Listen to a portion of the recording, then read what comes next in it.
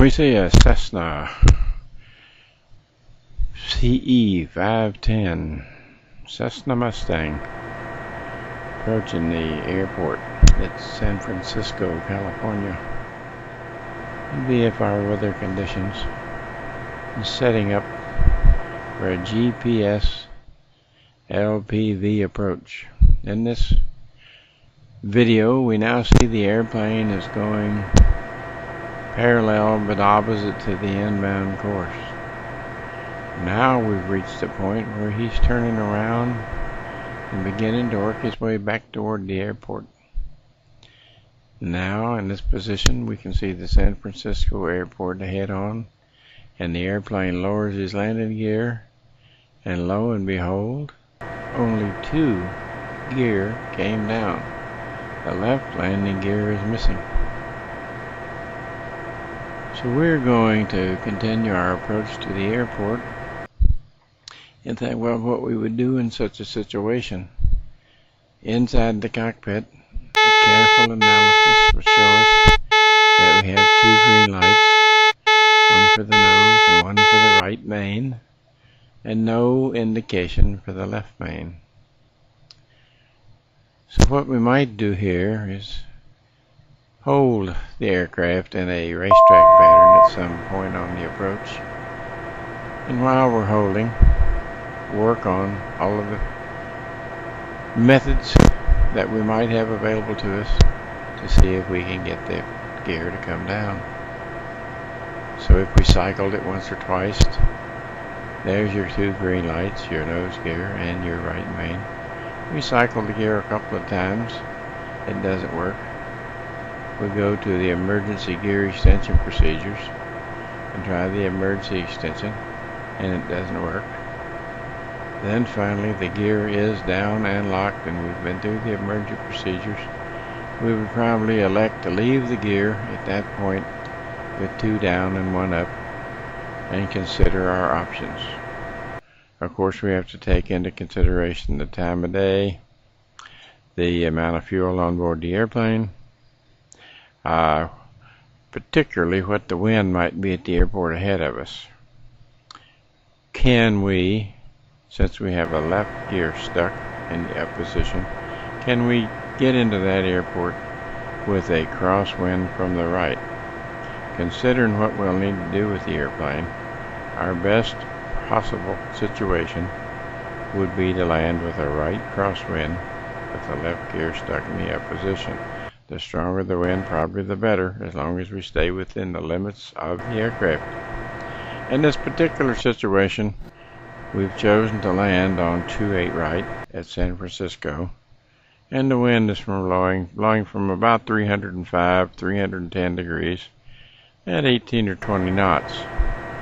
So we think that this is a reasonable wind condition, and considering the fact that we have had to declare an emergency because of only having 2 gear, we're given preference over other aircraft to continue the landing.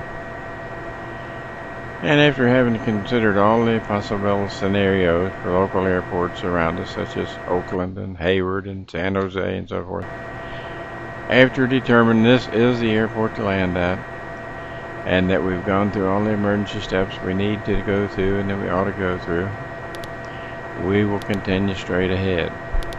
Now, since we were making an LPV approach, you will see that in the G1000 instrumentation in the Cessna Mustang, everything still looks like we're right on course, and we're trying to control our airspeed within 5 or 6 knots of the published approach speed.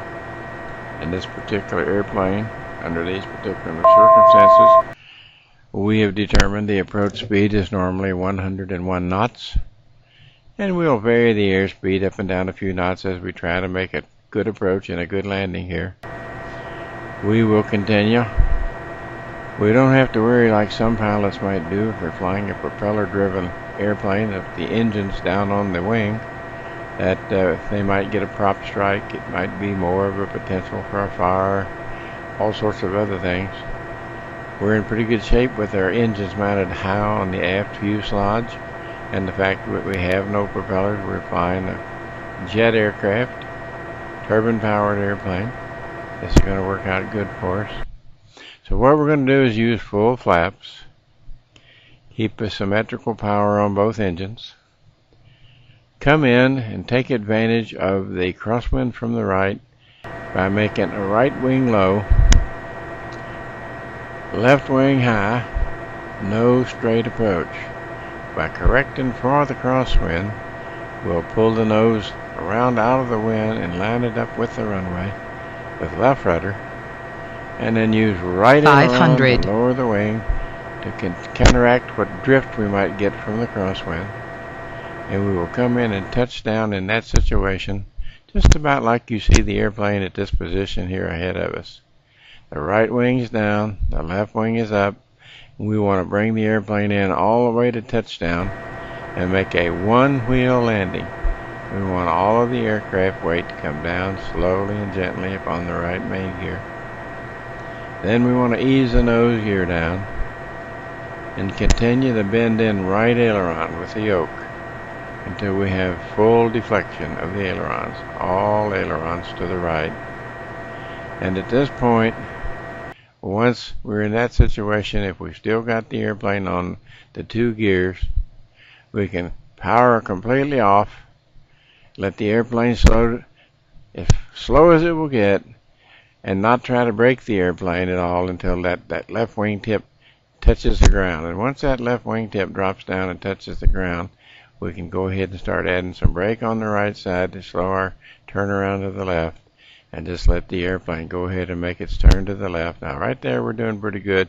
The left wing has not struck the ground until now, and there it does. At that point, we can kill the engines if we want to, shut the fuel off, shut all the electrical power off, come right on around and come to a full stop.